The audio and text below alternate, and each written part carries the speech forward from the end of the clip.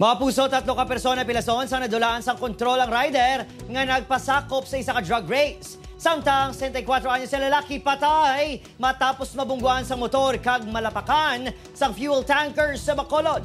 Nakatutok Aileen Pedreso. Gindapatan sa pulong sang responders ang isa ka rider nga nadisgrasya sa drug race sa Pasay City kagabi.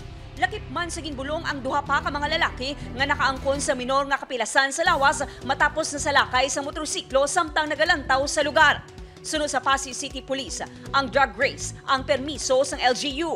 Posible nga nadulaan sang kontrol ang rider rason nga aksidente. Lost control ng driver. So, basic mechanical or issue dito sa motor ang ako na ginalantaw.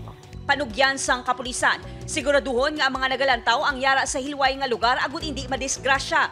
Lunsay nakagwa sa ospital ang mga nasamaran. Wala man ginkusuriya sang pulis ang rider, bangod na areglo na ang hitabo.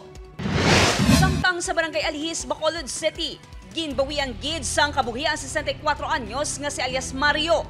Samtang nagatabok ang biktima, nabungguan ini sa motorsiklo rason nga nagtabog kag nalapakan sa nagapadulong nga fuel tanker. Pagbunggo niya sining senior citizen na nabog ni siya, ma'am. Then sa paglabog sining biktima, timingly ang sakyan nga truck is coming from north to south. May direksyon na dito man na nabog ni senior citizen. Sunod sa isa sa mga residente, nagpreno pa ang truck apang naipit na sa roida ang biktima.